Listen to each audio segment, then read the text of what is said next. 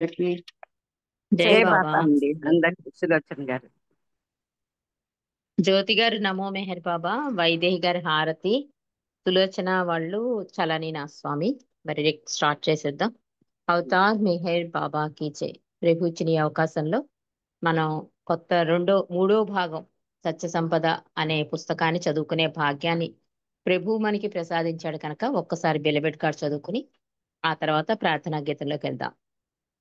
Beloved God, help us all to love you more and more and more and more and still yet more till we become worthy of union with you, and help us all to hold fast to Baba's daman till the very end. Avatar Meher Baba కి జై. జై బాబా జై అండి. బా- జ్యోతి గారు ప్రార్థన. జై బాబా అండి. అవతార్ మెహర్ బాబాకి జై. నమో మెహరు బాబా, అవతార్ నమో దేవ దేవా. ప్రభు నమో మెహరు బాబా, అవతార్ నమో దేవ దేవా. అపార దివ్య కృపా సాగర, సకల చరాచర జగదోద్ధార, సకల చరాచర జగదోద్ధార. నమో మేరు బాబా, అవతార్ నమో దేవ దేవా. జోహారులివే శ్రీ మేరు బాబా, మహిని జనించిన మానవ రూప, మహిని జనించిన మానవ రూప. ఇహ పరానంద జీవనమీవ, ఇహ పరానంద జీవనమీవ. భవ భయ భంజన పరమ పావన, భవ భయ భంజన పరమ పావన. నమో మేరు బాబా, అవతార్ నమో దేవ దేవా. అజ్ఞానాంధతనంతము చేసి దివ్య విజ్ఞాన దృష్టిను సంగి, హరిషడ్వర్గము అంతరింపగా, హరిషడ్వర్గము అంతరింపగా. అవ్యయ మోక్షం బను గ్రహింపుము, అవ్యయ మోక్షం బను గ్రహింపుము. నమో మేరు బాబా, అవతార్ నమో దేవ దేవా. ప్రభు నమో మేరు బాబా, అవతార్ నమో దేవ దేవా. జై మెహర్ బాబా జై, జై మెహర్ బాబా జై, జై మెహర్ బాబా జై, జై మెహర్ బాబా జై, జై మెహర్ బాబా జై, జై మెహర్ బాబా జై, జై మెహర్ బాబా జై, జై మెహర్ బాబా జై, జై మెహర్ బాబా జై. అవతార్ మెహర్ బాబా की జై. జై బాబా మహారాజ్ని. అందరికీ జై బాబా అండి. జై బాబా అండి. జ్యోతి గారు ప్రార్థనా గీతంతో ఈ రోజు ఈ సహవాస్ ప్రారంభించినందుకు జై మెహర్ బాబా. బుక్ రీడింగ్ అనంతరం వైదేహి గారు హారతిస్తారు. సులోచన ధనలక్ష్మి గారు చలని నా స్వామి సంకీర్తన చేస్తారు. మనం సత్య సంపద అనే పుస్తకం మూడో భాగం అనే పుస్తకాన్ని మొదలు పెట్టుకున్నాం. అసలు ఈ పుస్తకం రియల్ ట్రెజర్ అని 6 వాల్యూమ్స్ రాశాడు ఆయన. అంటే 6 భాగాల కింద రాశారు. 1, 2 మొదటి భాగం, రెండో భాగము సోదరులు పెద్దలు రామకృష్ణయ్య గారు అదే ఒక ఫస్ట్ పార్ట్ కింద ఒక బుక్ కింద తెలుగు ట్రాన్స్లేషన్ చేసి మనకు అందించారు. ఆ బుక్ లో విశేషాలు మనం తెలుసుకున్నాం. అద్భుతమైన విశేషాలు, బాబా ఇచ్చిన సందేశాలు. ఇది మూడో భాగం. ఈ మూడో భాగాన్ని గౌరీ అప్పారావు గారు, అంటే నాగేశ్వరరావు గారి సిస్టర్ గారు, హైదరాబాద్ లో ఉంటారు. ఆవిడ ట్రాన్స్లేట్ చేశారు. పేరు మాత్రం సత్య సంపద, మూడో భాగం అని ఉంటుంది. ద రియల్ ట్రెజర్ రుస్తుంబి ఫలహాటి, తెలుగు అనువాదం కె గౌరీ కుమారి గారు. ఈ పుస్తకం ఇంట్రడక్షన్ ఏంటంటే, ఎవరికి అంకితం ఇచ్చాడు అంటే, పుస్తకం ఒకటి చదువుతున్నప్పుడు ఒక పాటైనా సరే, ఎందుకంటే వాళ్ళ మీద ఆ ప్రభు కృపా కటాక్షం వల్లనే ఆ రచన చేసుకునే భాగ్యం వాళ్ళకి కలుగుతుందండి. అందుకని ఇంతటి అద్భుత భాగ్యం. అందుకే నేను పాటలు పాడుతున్నప్పుడు కూడా రచయిత పేరు ఎందుకంటే వాళ్ళెంతో ధన్య జీవులు. అలాగే ఈ పుస్తకం రాసిన రుస్తుంబి ఫల్హాటి రాసిన ఈ పుస్తకాన్ని మొదలు నుంచి ఎందుకు చదవాలి అంటే, అతను అంకితం చేసింది ఎవరికి? అసలు ఈ పుస్తకం ఎలా స్టార్ట్ అయింది? తన భావాలు అవన్నీ మనతో షేర్ చేసుకున్నాడు కనుక, అది కూడా మనం తెలుసుకోవాలి. ముందుగా ఈ పుస్తకంలో అంకితం అని చెప్పి రుస్తుంబి ఫల్హాటి ఏమంటున్నాడంటే, నేనీ పుస్తకాన్ని ప్రపంచంలోని 8వ మహా అద్భుతంగా భావించే అవతార్ మెహర్ బాబా మండలి వారికి అంకితం చేస్తున్నాను. అంటే ప్రపంచంలో 7 అద్భుతాలు. కానీ నేను 8దో అద్భుతంగా భావిస్తున్నాను మండలి వారిని. ఎందుకంటే భగవంతుడికి సర్వము అర్పించిన వాళ్ళు. మహాభాగ్యశాలులు వాళ్ళు. ఏమీ ఆశించకుండా ఒక మోక్షం గాని, కోరికలు గాని ఏమీ లేకుండా సర్వాన్ని అర్పించి ధూళిగా మారిపోయిన అద్భుత వ్యక్తులు కనుక వాళ్ళకి నేను అంకితం చేస్తున్నాను ఈ పుస్తకాన్ని అంటున్నాడు రుస్తుంబి ఫర్హాటి. ఆ తర్వాత అభిలాష. అంటే ఇది రామకృష్ణయ్య గారు రాశారు. దీని గురించి చదువుకుందాం. తన సృష్టిలోని సకల చరాచర జీవులన్నిటిపైన తనకు గల ప్రేమ కారణంగా అవసరం లేకున్నా మన మధ్యకు అవతరించి పురుష మానవ రూపంలో వచ్చే భగవంతుడే అవతారుడు. ఆయన సనాతనుడు, ఉన్నతోన్నతుడు. అలా అవతార్ మెహర్ బాబాగా ఈ యుగంలో వచ్చిన అవతారుని కోసం సర్వము అర్పించి ఆయన సేవలో జీవితాలు గడిపిన ధన్యజీవులు ఆయన మండలివారు. మెహర్ బాబా భౌతిక శరీరం చాలించిన తర్వాత వారి ద్వారా ఆధ్యాత్మిక జీవితం గడపడానికి గల అనుభవాలను తెలుసుకుని గ్రంథస్థం చేసిన సోదరుడు రుస్తుంబి ఫల్హాటి. ఆధ్యాత్మిక జీవితం గడిపేవారికి అడుగడుగునా తారసిల్లే సందేహాలకు, ప్రశ్నలకు సరైన సమాధానాలను చెప్పగలిగిన అనుభవజ్ఞులు మండలివారు. వారి ద్వారా విని నేర్చుకున్న పాఠాలను, సమాధానాలను 5 సంపుటలలో గ్రంథస్థం చేశారు రచయిత.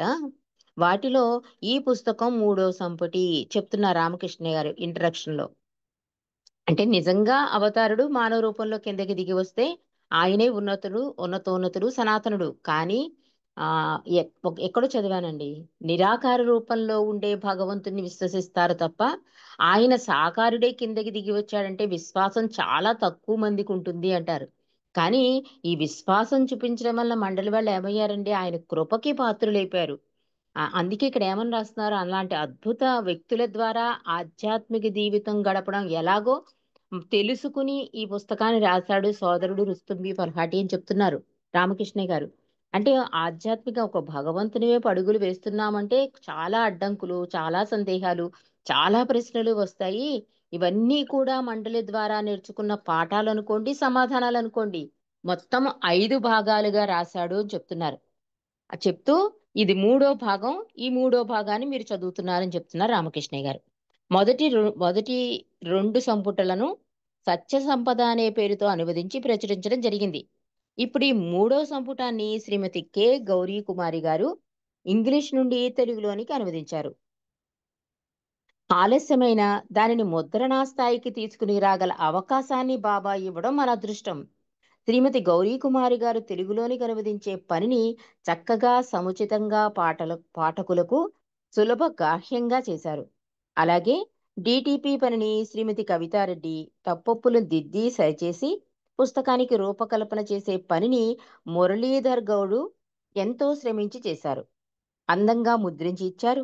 ఈ కార్యంలో సహకరించిన వారందరికీ కూడా మెహర్ బాబా దివ్య ప్రేమాశిస్సులు లభించాలని నా అభిలాష అంటున్నారంటే, ఒక పుస్తక రూపం రావాలి అంటే వెనకాల చాలా మంది ఉంటారండి తెర వెనకాల. కానీ మనం ముందుదే చూస్తాం కానీ వెనకాల జరిగే ఆ వర్క్ తెలియట్లేదు మనకి. అదే అంటున్నారు ఈ పుస్తకంలో అంటే రాసి ఇచ్చేస్తారు. అందులో చాలా ప్రింట్ అయ్యాక కూడా చాలా తప్పులుంటాయి. అవన్నీ కూడా చాలా మంది సహకరించారని చెప్తున్నారు రామకృష్ణయ్య గారు. ముఖ్యంగా ఈ పుస్తకంలోని అనుభవసారమైన పాఠాలను గ్రహించి జీవితంలో అన్వయించుకుని లాభం పొందే అవకాశం పాఠకులకు ప్రీతమ ప్రభువు అవతార్ మెహర్ బాబా అనుగ్రహించాలని బాబా హైదరాబాద్ కేంద్రం తరపున నా ఈ అభిమతాన్ని వ్యక్తం చేస్తున్నాను అన్నారు పెద్దలు రామకృష్ణయ్య గారు. మరి ముందు మాటగా ఏం రాశారో చదువుదాం. ప్రియతమ బాబా గురించి విషయాలు బాబా ప్రేమికులు ఎప్పుడూ ఆనందాన్నిస్తాయి. బాబా ప్రేమికులకు ఎప్పుడూ ఆనందాన్నిస్తాయి. ఆ విషయాలను సోదరుడు రుస్తుం ఫలహాతి అతి సరళమైన భాషలో ఆకట్టుకునే కథలను జోడించి ఆసక్తి కలిగించే విధంగా ద రియల్ ట్రెజర్ అనే పుస్తకంలో పొందుపరిచారు. ఆయన జీవితంలో ప్రతికూల పరిస్థితులు, అనారోగ్య సమస్యలు ఎన్ని ఉన్నప్పటికీ శ్రద్ధగా విషయ సమీకరణ చేసి బాబా మండలి వారితో తాను గడిపిన రోజులలో పొందిన అనుభవాలను గుర్తు చేసుకుంటూ బాబా విషయాలలోని సారాన్ని మనకు అందించిన ఆయన యొక్క పట్టుదల, కార్యదీక్ష ప్రశంసనీయం అని రాస్తున్నారు ముందు మాట కింద. ఇది గౌరీ కుమారి గారు రాశారు ఈ ముందు మాటని. ఇంకా ఆవిడ ఏమని చెప్తున్నారంటే, పైన వివరించిన విషయాలే ఈ ద రియల్ ట్రెజర్ సంపుటిని తెలుగులోనికి అనువదించడానికి నన్ను ప్రోత్సహించాయి. అయితే ఈ ప్రేరణను కల్పించినది, వెనక నుండి నడిపించింది, నాచే అనువదింప చేసింది ఆ ప్రీతముడే అన్నారు గౌరీ గారు. ఇక సత్య సంపద ద రియల్ ట్రెజర్ అనే ఈ మూడో సంపుటిలో బాబాను సదా జ్ఞప్తియంజుంచుకోవడం, బాబాను మన జీవిత సహచరునిగా చేసుకోవడం, ఆయన సమక్షాన్ని అనుభూతి చెందడం, ఆయనకు సమర్పణ కావాలని ఆకాంక్షించడం, బాబాను సంతోషపెట్టాలని తపించడం, ఆయన కృపకు పాత్రులు కావాలని ఆయన కోరుకున్న విధంగా జీవించడం వంటి ఎన్నో ఎన్నో విషయాలు అతి సరళమైన రీతిలో పొందుపరచబడ్డాయి ఈ పుస్తకంలో. ఈ విషయాలన్నీ కూడా బాబా ప్రేమికులు తమ నిజ జీవితాలలో ఆచరించవలసినవే చెప్తున్నారు. ఎంత అద్భుతమైన గ్రంథాన్ని చదువుకునే భాగ్యం మనకి ప్రభువు ప్రసాదించాడు. అది మండలి ద్వారా బాబా ఎంత అందించారు ఆ భాండాగారాన్ని. దాన్ని మన జీవితంలో ఎలా చెప్తున్నారంటే అంత అద్భుతంగా. అంటే ఈ పుస్తకంలో మనం ఏమేమిటి తెలుసుకుంటామో ముందే రాసేశారు గౌరీ గారు. అంటే ఆయన నిత్య సహచరునిగా చేసుకోవచ్చు, ఆయన సమక్షాన్ని అనుభూతి పొందొచ్చు, ఆయనకి ఎలా సర్వార్పణ కావాలో తెలుసుకోవచ్చు, బాబా సంతోషం ఏంటో తెలుసుకోవచ్చు, ఆయన కృపకు పాత్రవడానికి వీలుంటుంది, ఆయన కోరుకున్న విధంగా జీవించడానికి ఎన్నో విషయాలు అతి సరళమైన రీతిలో మనకి తెలుస్తాయి. ఈ విషయాలన్నీ కూడా బాబా ప్రేమికులు తమ నిజ జీవితాల్లో ఆచరించవలసినవి అంటున్నారు. అంటే దీని ఒక పుస్తక పఠనంగా కాకుండా బాబా మనకి ఈ ఈ సందర్భంగా ఈ సంఘటన ద్వారా ఈ విషయంలో ఏమి అందివ్వదలుస్తున్నారు అన్నది గ్రహించమంటున్నారు. దాన్ని జీవితంలో ఆచరించడానికి ప్రయత్నం చేయమని చెప్తున్నారు గౌరీ గారు. ఇంకా ఈ విషయాలన్నీ ప్రస్తుత మానవాళికి మాత్రమే కాకుండా రాబోయే తరాల వారికి కూడా సదా ఆచరింపదగినవిగా ఉంటాయి. నిరంతరం బాబా ధ్యాసలో ఉండగలిగితే అది మన జీవితాలనే పూర్తిగా మార్చేస్తుంది. క్రమంగా అది మన గమ్యానికి దారి చూపుతుంది. మన జీవితాలలోని ఎటువంటి పరిస్థితులు బాబా పని చేయడానికి ఏ విధంగానూ ఆటంకం కానేరవు అని ఈ పుస్తక రచయిత రుజువు చేసి చూపించారు. అంటే మనం సాకు పెడతాం కదా, మానవుడు అన్నది వాడు అంతే. అందులో భగవంతుడి విషయంలో మరీ సాకు వచ్చేస్తుంది. దీని తర్వాత అని పోస్ట్ పోన్ చేస్తాం. అందుకని చెప్తున్నారు. ఎందుకంటే ఎటువంటి పరిస్థితులు వచ్చినా కూడా బాబా పని చేయడానికి ఏ విధంగానూ ఆటంకం కాదు అని ఇతను రుజువు చేశాడు ఈ పుస్తకం ద్వారా అని చెప్తోంది. అంటే అతనికి ఎన్ని సమస్యలు, ఆరోగ్య సమస్యలు, ఆర్థిక సమస్యలు, అన్ని సమస్యలే. ఆ మధ్య ఇతను మనకి ఈ పుస్తకాన్ని అందించాడు. దీన్ని బట్టి అతనికి బాబా మీద ఎంత అచంచల విశ్వాసం ఉందో మనకి అవగతం కావాలి అని చెప్తున్నారు. అంతేకాక ఆయనలో గల మనోధైర్యం, చిత్తశుద్ధి, దృఢ సంకల్పం, అంకిత భావం వీటి కారణంగానే తన రచనల ద్వారా పాఠకుల మనసులను చూరగొన్నారు. వారిలో వాటిని చదవాలనే ఆసక్తిని రేకెత్తించారు. కాబట్టి అవకాశం దొరికిన ప్రతి బాబా ప్రేమికునికి బాబా పనిచేయడానికి జీవితంలో ఎదురయ్యే ఎటువంటి పరిస్థితులు ఆటంకం కలిగించలేవని, ముందుకు అడుగు వేయడానికి రుస్తుంని ఆదర్శంగా నిలుస్తాడు అని చెప్తున్నారు. అంటే ఎంత అంకిత భావంతో ఈ పుస్తకం రాశాడో మనం చదివితే మనకు తెలుస్తుంది. మళ్ళీ ఏంటంటే ఇది చదివేసినా కూడా మళ్ళీ చదవాలనిపించే పుస్తకం అండి సత్య సంపద. ఎప్పుడు కూడా ఇప్పటికి దీని థర్డ్ టైం చదవడం ఈ పుస్తకాన్ని. ఎప్పుడు చదివినా ఏదో ఒక కొత్త విషయం అందుతూ ఉంటుంది ఈ పుస్తకంలో. అలాంటి అద్భుత పుస్తకం అని చెప్తున్నారు. ఆసక్తిని రేకెస్తుంది. నెక్స్ట్ ఏంటంటే అవకాశం దొరికిన ప్రతి ప్రేమికుడు కూడా ఏంటి బాబా పని కానీ ఒక ఏదైనా పని వచ్చినప్పుడు ఎలాంటి పరిస్థితులు ఎదురైనా కూడా మనకు వెంటనే రుస్తుం విఫల్హాడి గుర్తుకొస్తాడనమాట. అలాంటి పరిస్థితుల్లో కూడా అతను ఎంత మంచి గ్రంథాన్ని అందించాడు మనకి అందుకని అతనే ఆదర్శంగా నిలుస్తాడు మనకి ఈ పుస్తకం చదువుతున్నంత సేపు. కాబట్టి మనం ఏదైనా పని తలపెడితే ఇవన్నీ గుర్తుకొస్తాయి అని చెప్తున్నారు. తెలుగు పాఠక ప్రజానీకం ఈ సత్య సంపద 3ను చదివి ఆనందించగలరని ఆశిస్తూ దివ్య ప్రీతమునికి శతకోటి ప్రణామాలర్పిస్తున్నాను అన్నారు గౌరీకుమారి గారు. మరి పుస్తకం స్టార్టింగ్ అధ్యాయం ఏంటంటే సత్య సంపద అని రాశాడండి అతను. ఇందులో చాలా అధ్యాయాలున్నాయి. పుస్తకాల కొనసాగింపు, చిన్న చిన్న విషయాల పట్ల కూడా మెహ్రా ఎంత శ్రద్ధగా ఉండేది, బాబా నన్ను రక్షించారు అంటే ఇవన్నీ కూడా ఒక సందేశంగా, రాకపోతే మన జీవితాల్లో అలాంటి పరిస్థితులు ఎదురైనప్పుడు మనం ఎలా ఎదుర్కోవాలి, ఇవన్నీ కూడా తెలియజేస్తాయండి ఈ చాప్టర్స్ అన్నీ కూడా. ఫస్ట్ చాప్టర్గా రచయిత అంటే రుస్తుంబి ఫలహాటి ఇంగ్లీష్లో రాసిన రియల్ ట్రెజర్ 3వ భాగంలో ఫస్ట్ చాప్టర్ ఏంటంటే సత్య సంపద. దాన్ని తెలుగు అనువాదం చేసిన గౌరీ కుమారి గారు ఇలా మొదలెట్టారు. ఈ సత్య సంపద అనే మొదటి చాప్టర్లో 2000 సంవత్సరంలో నేను అస్వస్థతకు గురైనప్పుడు చెప్తున్నాడు రుస్తుంబి ఫలహాటి. ఈ పుస్తకం అంతా కూడా రుస్తుంబి ఫలహాటి మనకి తెలియజేస్తున్నాడు. ఎలాగా బాబా మాటలని మండలి ద్వారా తెలుసుకుని తను మనకి తెలియజేస్తున్నాడు. అది మనం గుర్తుపెట్టుకోవాలి. ఎప్పుడైనా సరే నేను అస్వస్థతగా ఉన్నాను అంటే అక్కడ రచయిత ఎవరు? రుస్తుంబి ఫలహాటి కనుక రుస్తుంబి ఫలహాటి మనతో మాట్లాడుతున్నాడు. 2000 సంవత్సరంలో నేను అస్వస్థతకు గురైనప్పుడు బాబూజీ నాతో నీవు వేరే ఏ ఇతర పని చేయలేనప్పుడు ఇక్కడ నీవు గడిపిన జీవితం గురించి ఒక పుస్తకం రాయమని అన్నారు. ఆయన ఇచ్చిన సలహాను పక్కన పెట్టి నా ఆరోగ్యం నుండి నేను పూర్తిగా కోలుకోవాలనే ఆశతో ఎదురు చూస్తున్నాను నేను. 2 సంవత్సరాల పాటు అనారోగ్యంతో పోరాడి మెరుగు కనబడకపోగా ఇంకా దిగజారిపోతున్నదని గమనించి 2002 సంవత్సరంలో కలం చేతబట్టి ఈ పనికి ఉపక్రమించాను. నాకు నేను పని కల్పించుకోవాలని ఇది వ్రాయడం మొదలుపెట్టినప్పటికీ ఒక్కొక్కసారి నా ఆరోగ్యం బాగా క్షీణించి మంచంపై నుండి లేచే స్థితికి కూడా ఉండేది కాదు. నేను మండలితో కలిసి జీవించడంలో నేర్చుకున్నది ఏమిటంటే ఆధ్యాత్మిక శిక్షణ అనేది చాలా విశిష్టమైనది. ఒక్క నిమిషం.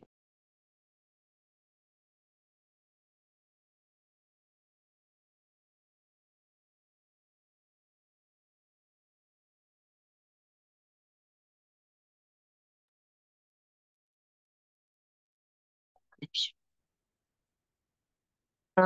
2000 కలం చేతబట్టి పనికి ఉపక్రమించాను. అంటే తను పోస్ట్ పోన్ చేశాడు. బాబూజీ అడిగాడు. "ఇప్పుడు నువ్వు ఖాళీగానే ఉన్నావు కదా! ఏ పని చేయలేని పరిస్థితిలో ఉన్నావు కనుక ఓ పుస్తకం రాయొచ్చు కదా!" అంటే అతనికి ఎక్కలేదు. అంటే ఈ ఆరోగ్యం ముందు బాగుపడిపోతే ఏ పనైనా ఎవరికైనా అంతే కదా! ఈ తలనొప్పి తగ్గిపోతే ఇప్పుడు ఆరోగ్యం బాగున్నాక చేద్దాం. ఇలా అనుకుని పోస్ట్ పోన్ చేస్తాం కదా! నేను అలాగే అనుకున్నాను. కానీ ఆరోగ్యం బాగుండకపోవడం పక్కనుంచండి. ఇంకా దిగజారిపోయింది అని చెప్తున్నాడు. దానివల్ల నేనేం చేశాను, ఇంక ఇలా కాదని చెప్పి పుస్తకం రాయడం మొదలెట్టాను అని చెప్తున్నాడు. ఒక్కొక్కసారి నా ఆరోగ్యం బాగా క్షీణించి మంచంపై నుండి లేచే స్థితి కూడా ఉండేది కాదు. నేను మండలితో కలిసి జీవించడంలో నేర్చుకున్నదేమిటి అంటే ఆధ్యాత్మిక శిక్షణ అనేది చాలా విశిష్టమైనది. సాధారణంగా ఎవరైనా అనుకునేది ఏమిటంటే ఆధ్యాత్మిక శిక్షణ అనగానే పరిత్యాగ జీవనం, ప్రవచనాలు, ధ్యానం లాంటివి ఆశ్రమాల్లో చేరి శిక్షణ పొందుతారు అని. కానీ ట్రస్ట్ ద్వారా వారిచ్చే ఆధ్యాత్మిక శిక్షణ ఆ కోవకు చెందినది కాదు చెప్తున్నాడు రుస్తమి ఫల్హాటి. ఎందుకంటే మండలితో నేను ఉన్నాను కదా. ఆధ్యాత్మిక శిక్షణ అంటే చాలా విశిష్టమైనది కదా. ఎవరైనా ఏమనుకుంటారు, అన్ని వదిలేయడమో సర్వాన్ని వదిలేయడమో ఏదో అనుకుంటారు కదా. అలాగుంటుంది అసలు ఆధ్యాత్మిక శిక్షణ అంటే పరిత్యాగ జీవనం, ప్రవచనాలు వినడం, ధ్యానం చేయడం ఇది. కానీ ఆ మెహరాబాద్లో అలా కాదు అని చెప్తున్నాడు. నాకు ట్రస్ట్ ద్వారా వారిచ్చే ఆధ్యాత్మిక శిక్షణే ఆధ్యాత్మికత అని చెప్తున్నాడు. మెహరాబాద్లో నివసించేవారు అందరి వలె సాధారణ దినచర్యను కలిగి ఉండేవారు. అంటే మనం అనుకుంటాం మెహరాబాద్లో ఉన్న వాళ్ళు ఏదైనా ప్రత్యేకంగా వాళ్ళ లైఫ్ స్టైల్ ఉంటుందా అంటే ఏం కాదు అని చెప్తున్నాడు రుస్తుము. మనలాగే సాధారణ దినచర్య ఉంటుంది వాళ్ళకి అని చెప్తున్నాడు. కానీ మండలి వారి నుండి నిరంతరం వేధింపులు సతాయింపులు మాత్రం ప్రత్యేకం. అంటే ఎప్పుడైతే నువ్వు స్థిర నివాసిగా ఉంటావో అప్పుడే మొదలెట్టేస్తాడు బాబా నీ మీద వర్కు. అవి ఎలా ఉంటుంది ఆ ప్రత్యేకత? వేధింపులు సతాయింపులే. అంటే అక్కడ నువ్వు ఇంత బాగా చేసావు, నువ్వు లేకపోతే లేదు, నీ వల్లే ఆ పని అయింది, ఇలాంటి మాటలు ఉండవండి. ఇంకా రెట్టింపు మాటలు, దెబ్బలాడతారు, తప్పులెంచుతారు. ఎప్పుడూ తప్పులెంచడమే. అంటే సంస్కార ప్రక్షాళన జరుగుతోందని మనకు అవగాహన అవ్వాలి. ఎందుకంటే మనం చాలా రోజుల నుంచి వింటున్నాం కనుక బాబా సబ్జెక్ట్స్. ఇప్పుడు మనకు అర్థమవుతుంది. ఫస్ట్‌లో ఈ పుస్తకం చదివితే ఇదేంటి ఇలా ఉంది అనిపిస్తుంది మనకి. కానీ కొంత అవగాహన వల్ల ఇది ఒక రకంగా సంస్కార ప్రక్షాళన అని మనకు అవగతమవుతుంది. మెహరాబాద్‌కి కొత్తగా వచ్చిన వారికి, లేదా వచ్చిపోయే యాత్రికులకు ఇదంతా తెలీదు. అవన్నీ భరించడం ఎంత కష్టమైన విషయమో వారికేం తెలుసు? మండలి వారిలోనున్న అసత్యపు నేనును తొలగించడానికి బాబా వినియోగించిన పద్ధతుల పట్ల వారికి అవగాహన బహు తక్కువే కదా! అంటే యాత్రికులకి ఏదో చూసి వెళ్ళిపోయే వాళ్ళకి అయితే అర్థం కాదు. చెప్పినా కూడా అర్థం కాదు. ఎందుకంటే వాళ్ళకంత అవగాహన లేదు. బాబా విధానం అని చెప్తున్నాడు. ఈ ఆధ్యాత్మిక శిక్షణలోని వేధింపులను తట్టుకోలేక కొంతమంది ఇక్కడి నుండి పారిపోవడం కూడా జరిగింది. అలాంటి వారు మండలి చేస్తున్న పని పట్ల అవగాహన లేక వ్యతిరేక భావనను మదిలో ఏర్పరచుకుని మండలిని విమర్శించడం చేయడం కూడా కద్దు. అంటే అలవాటైపోయింది. అలాంటి భావ ప్రేమికులందరి హృదయాలకు చేరుకుని వారి హృదిలో మండలి పట్ల ఏర్పడ్డ ఈ దురభిప్రాయాలను తొలగించి, నేను కూడా అలాంటి స్థితిని గడిపాను అని చెప్పవలసిన అవసరం ఉందని నేను భావించాను. రుస్తుంబి ఫల్హాటి కూడా వెంటనే అమ్మో మండలి వాళ్ళు ప్రత్యేకం అనిపించలేట. నేను అందరిలాగే భావించాను. వాళ్ళ సతాయింపులు, వేధింపులు చూసి. కానీ రాను రాను నాకు అవగతమైంది. కానీ నేను ఈ పుస్తకం రాసేసాను, నాకు మండలి అర్థమైపోయిందంటే మొదట్లో నేను కూడా నీలాగే ఉన్నాను అని చెప్తున్నాడు. ఒక యాత్రికుడిలాగా, ఒక మామూలు ప్రేమికుడిలాగా, వచ్చిపోయే ప్రేమికుడిలాగా. అలాగే నేను కూడా నా నా నా మ- అంటే నా హృదయంలో కూడా మండలి పట్ల కొంచెం అంటే వీళ్ళు ఇలా ఉన్నారేంటి అనే దురభిప్రాయం ఉండేది. రాను రాను అది తొలగిపోయింది. అది కూడా మీకు తెలియజేస్తున్నాను అని చెప్తున్నాడు రుస్తుంబి వల్హాటి. నాకు కూడా ఈ ప్రాంతం పట్ల మరియు మండలి పట్ల అనేక సందేహాలున్నప్పటికీ, మండలి పట్ల లేదా ఈ ప్రాంతం పట్ల వ్యతిరేక భావాలను మాత్రం నా హృదిని చేరనివ్వలేదు. అంతేకాదు, నేను కష్టాలలో ఉన్నప్పుడు ఏదైనా మార్గం చూపించి సహాయపడమని హృదయపూర్వకంగా వేడుకునేవాడిని. నేను బాబాతో చెప్పుకునేవాడిని, బాబా, నీవు భగవంతుడవు, సర్వాంతర్యామివి, సృష్టిలోని ప్రతి జీవి యొక్క భూత భవిష్యత్ వర్తమానాలను ఎరిగిన వాడవు బాబా నీవు. నీవు మండలిని ఎంచుకున్నప్పుడే వారికున్న వెర్రితో మమ్మల్ని ఎలా కాల్చుకు తింటారో గుర్తించి నీకు తెలిసే ఉండాలి. కాబట్టి దీని వెనక మాకు తెలియని ఏదో గూఢార్థం ఉండి ఉంటుంది. మేము ఈ ఇబ్బందులను ఎదుర్కోవాలని నీవు కోరుకుంటున్నావు. కాబట్టి ఇదంతా మాకు అర్థమయ్యే రీతిలో నీవే మాకు సహాయం చెయ్యి తండ్రి అని ప్రార్థించేవట. ఎంత అద్భుతమైన ప్రార్థనో మనందరం కూడా చెయ్యాలండి ఇది. అంటే ఆ గబుక్కున అభిప్రాయం చేసేస్తాం మనం. మండలి అలాగేంటి, మండలి ఇలాగేంటి అని. ఎందుకంటే నీకే తెలుసు తండ్రి, నువ్వు ఎందుకంటే సర్వాంతర్యామి, సృష్టిలోని ప్రతి జీవి యొక్క భూత భవిష్యత్ వర్తమానాలు అన్నీ నీకు తెలుసు. అలాంటి మండలిని ఎంచుకున్న నీకు తెలియదా? మండలిని ఎలాంటి వాళ్ళని ఎంచుకోవాలో బాబా మనం మండలిని అనడానికి మనమెవరం, అసలు మనకేం అర్హత? అదే చెప్తున్నాడు రుస్తుము. బాబా తప్పు ఎంపిక చేసుకున్నారనే కదా మనం ఒకవేళ మండలిని కామెంట్ చేశామంటే బాబా ఎంపిక రాంగ్ అని కదా మనం డిసైడ్ అయినట్టు. అదే చెప్తున్నాడు ఇక్కడ రుస్తుము. వాళ్ళు ఎలా కాల్చుకు తింటారో నీకు తెలిసే ఉండాలి. ఎందుకంటే నువ్వు ఎంచుకున్నావు కనుక. కాబట్టి దీని వెనక మాకు తెలియని ఏదో గూఢార్థం ఉండి ఉంటుంది. మేము ఈ ఇబ్బందులను ఎదుర్కోవాలని నీవు కోరుకుంటున్నావు. ఎందుకు? మనలో ఉన్న ఈ సంస్కారాలు ప్రక్షాళన అవ్వాలి కనుక. కాబట్టి ఇదంతా మాకు అర్థమయ్యే రీతిలో నీవే మాకు సహాయం చేయి తండ్రి అని ప్రార్థించేవాణ్ణి. నేను ఇబ్బందుల్లో ఇరుక్కున్న ప్ర నేను ఇబ్బందుల్లో ఇరుక్కున్న ప్రతిసారి బాబాతో ఇదే ప్రార్థన చెప్పుకునేవాడిని. పని చేసేటప్పుడు కలిగే ఇబ్బందులను పట్టించుకోకుండా సాధ్యమైనంత వరకు పనిని కొనసాగించేవాడిని. ఆ పనిని బాబా కొరకే చేస్తున్నాననే భావన నాలో కల్పించుకున్నాను. కొన్ని సంవత్సరాలు గడిచాక బాబా నుండి సమాధానం ఖండాలుగా, ముక్కలుగా, నాకు సరిగా అర్థం కాని రీతిలో చిక్కుముడిలా నా ముందుకు వచ్చింది చెప్తున్నాడు రుస్తుం.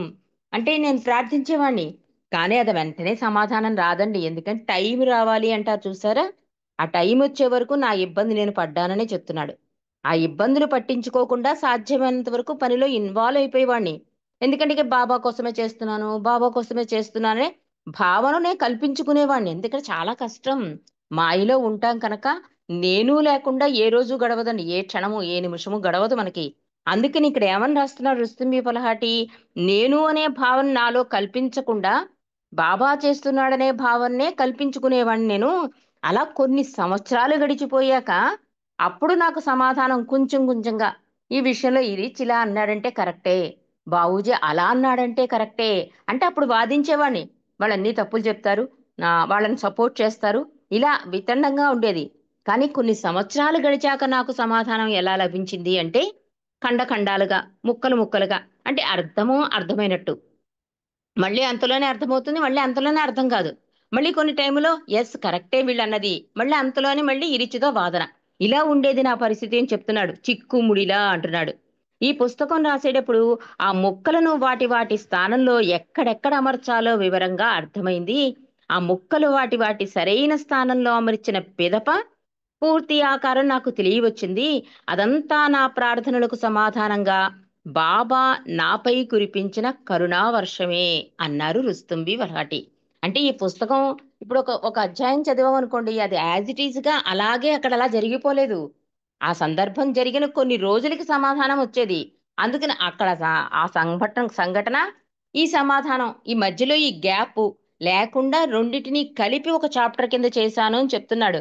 మనమేమనుకుంటున్నాం, ఈ సంఘటన జరిగిన వెంటనే రీచిని అడిగాడు, ఈచి సమాధానం చెప్పాడు, నాకు అర్థమైపోవడం, ఇవన్నీ వరుసగా జరిగిపోయాయి అనుకుంటున్నారేమో. అలా ఏం జరగలేదు.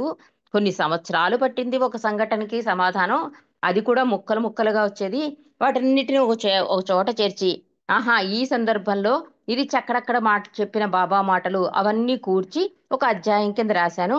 అలా నేను ప్రయత్నం చేయడం వల్ల నా ప్రార్థనలకు సమాధానంగా అడిగాడు కదా, నీవే మాకు సహాయం చెయ్యి తండ్రి అని, ఆ ప్రార్థనల సమాధానమే ఈ పుస్తకము అని చెప్తున్నాడు రుస్తుంబి వల్హాటి. మరి మిగిలిన విషయాలు రేపు కాకుండా మళ్ళీ ఎల్లుండి చదువుదానికి ప్రయత్నం చేద్దామండి. అవతార్ మెహర్ బాబాకి జై. జై బాబా అండి. ప్రభుకి హారతి ఇవ్వాల్సిందిగా కోరుతున్నాను. వైదేహి अवतार अवतार में है बाबा की जय।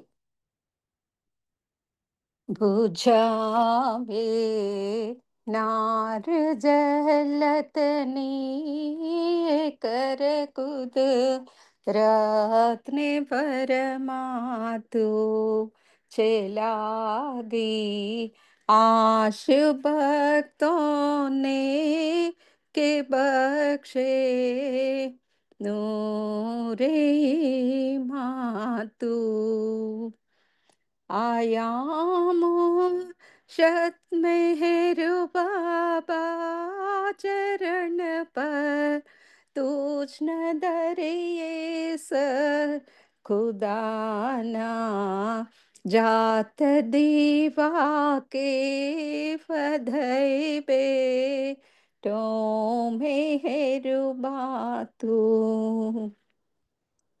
तुझे माँ लिख हकीकतनो तो आशिक भी ने आरिफ भी तुझे दरी या ये वहदत मारिफतनो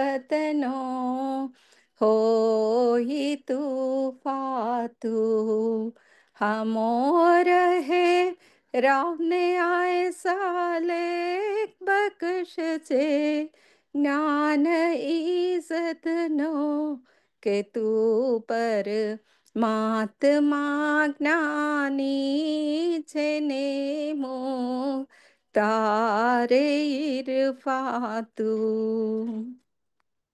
खुदाना प्रेमनो प्यालो पिलावे मस्त हमने कर चे तुझ पर जान सदके साकिया पी दे पयमा तू हमारी नाव भर दरिए तरावे तो हमें तरिए हमारा ना खुदा आई मेहेरु बाबा छेनिगे बातु हमारा ना खुदाई मेहेरु बाबा छेनिगे बातु बुझावे नार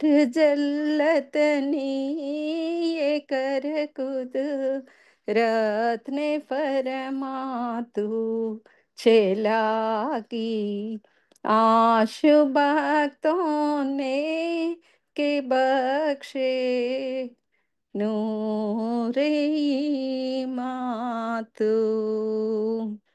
अवतार में है बाबा की जय।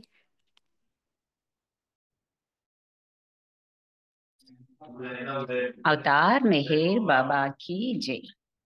చల్లని మా స్వామి సెలవీయవయ్యా, చల్లని మా స్వామి సెలవీయవయ్యా, నీ సేవకై మేము మరల వచ్చెదమయ్యా, నీ సేవకై మేము మరల వచ్చెదమయ్యా, చల్లని మా స్వామి సెలవీయవయ్యా, నీ సేవకై మేము మరల వచ్చెదమయ్యా, మెహరు నామమే నిత్యం కీర్తించులాగు, మెహరు నామమే నిత్యం కీర్తించులాగు, ఎల్లవేళల నిన్ను స్మరించులాగు, ఎల్లవేళల నిన్ను స్మరించులాగు, చల్లని మా స్వామి సెలవీయవయ్యా, నీ సేవకై మేము మరల వచ్చెదమయ్యా, నీ సేవలో మేము తరించులాగు, నీ సేవలో మేము తరించులాగు, ప్రేమతో దీవించి సెలవీయవయ్యా, ప్రేమతో దీవించి సెలవీయవయ్యా, సెలవీయవయ్యా, సెలవీయవయ్యా, సెలవీయవయ్యా। అవతార్ మెహర్ బాబా की जय। జై మెహర్ బాబా, అందరికీ జై బాబా। రజనీ గారు జై మెహర్ బాబా అండి। జై బాబా సులోచన, అందరికీ జై బాబా అండి. రేపు జర్నీలో ఉంటాను, అందుకని మళ్ళీ ఎల్లుండి కలుసుకుందాం.